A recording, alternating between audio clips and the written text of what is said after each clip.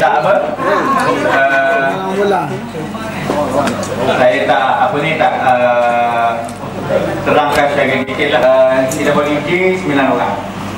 Jadi bila kita menilai tu sekarang ni nak beritahu lah kenaikan pangkat tinggi lah, walaupun ada selisih pendapat ke ataupun ramai lah dia punya anak buah dia Remy, kaunselor seorang kita buat lagi lah.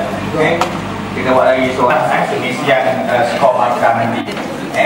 Jadi kalau saya ni saya tunjukkan sini lah.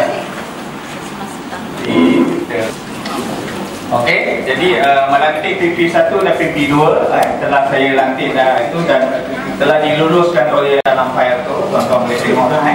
Penilai pertama siapa, penilai kedua siapa yang inilah Puan kena cek lah dengan orang perwakilan tu 4 4 lah, kalau kita 3 lah, tapi tahun lepas semua 4. Jadi penilai kedua pembinaan tak ada lah. Penilai pertama, jadi kalau PKM dia ada penilai pertama dan penilai kedua. Penilai kedua dia tidak ada keberhasilan, dia tidak ada ke atas ataupun 90 ke atas, tapi biasa dah 90 biasanya 95 ke atas pada tahun betul-betul. Okey, jadi tempoh ni panjang sama. Okey? Jelas? Oh, lewat ni.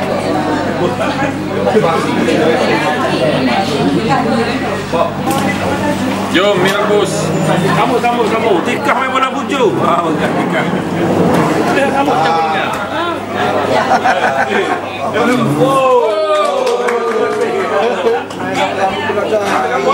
Sabar dah.